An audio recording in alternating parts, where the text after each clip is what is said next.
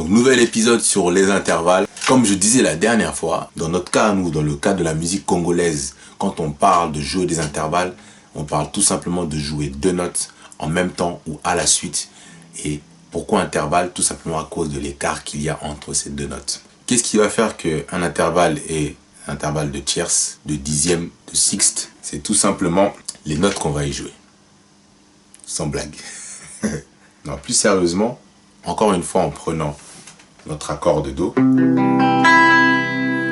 on part sur l'idée, sur la base de la gamme majeure. Voilà le schéma typique de la gamme majeure. Dans la gamme majeure, on a nos 7 notes, donc Do, Ré, Mi, Fa, Sol, La, Si. Et après, Do encore, qui est tout simplement l'octave. Donc, première, deuxième, troisième, quatrième, cinquième, sixième, septième. En d'autres termes, pour parler un petit peu plus technique, première note Do, premier degré tonique. Ré, qui est la deuxième note, la seconde, on va l'appeler la seconde ou deuxième degré. Mi, qui est la troisième, ou en d'autres termes, la tierce. Donc là, on est sur un langage un petit peu plus soutenu de la guitare. Tierce, qui est tout simplement la troisième note. Tierce. Quatrième degré, quatrième note, ou quarte, tout simplement. Sol, qui est la cinquième note, le cinquième degré, ou la quinte, tout simplement. La, qui est la sixième note, le sixième degré, et tout simplement la sixte. Si, qui est la septième note, le septième degré, et donc la septième. Et puis octave. On pourra dire la huitième, parce qu'en fait, on va continuer à compter, donc 8, 9, 10, 11e, 12, 13, 14,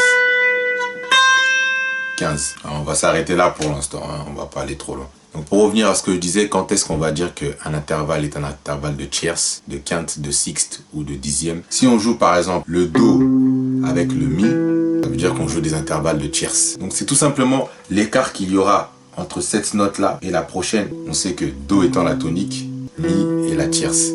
Donc on est sur un intervalle de tierce. La note jouée, donc par exemple là, le Do, et 1, 2, 3, ça nous donne l'intervalle en tierce. 1, 2, 3, parce que c'est la troisième note. Sauf que si on décale après les notes et qu'on joue maintenant le Ré et qu'on décale aussi à la place du Mi, on joue un Fa, ça fait encore un intervalle en tierce, mais joué sur base du Ré.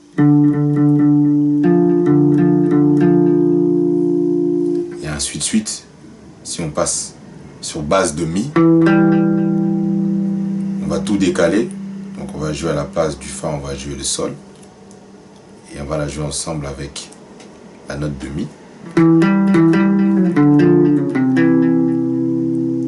Donc on revient comme ça nous donne des intervalles de tierces qu'on joue à la suite.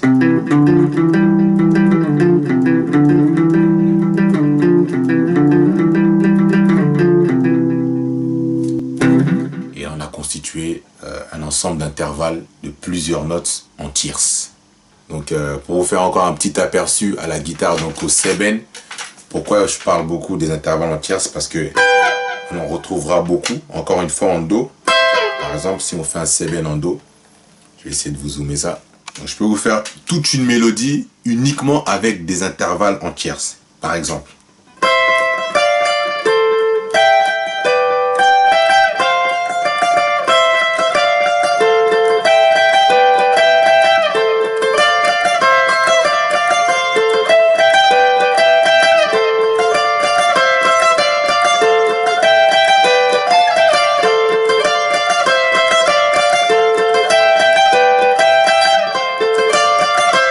accompagnement, ça donnerait ça.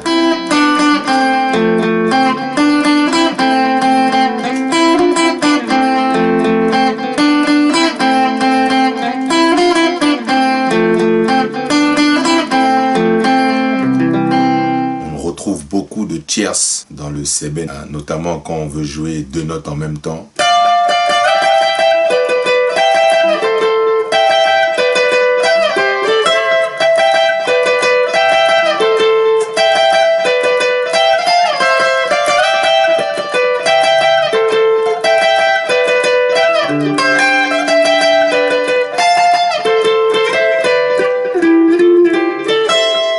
Ça, c'est l'exemple d'un des seben que je joue presque uniquement qu'avec des tierces. Intervalles en tierces qu'on va beaucoup retrouver dans mes seben, moi particulièrement, mais dans la musique congolaise, dans le seben et dans la rumba.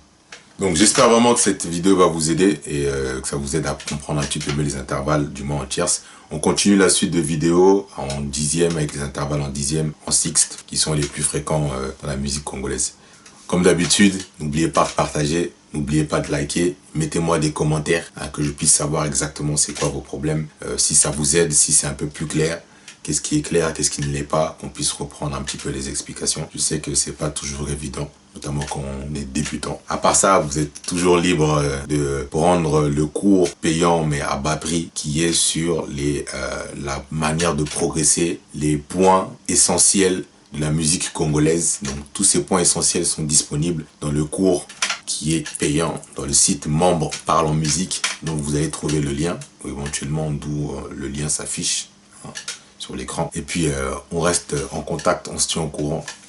On est ensemble. Isaac Sariel Parle en Musique. Au plaisir les amis.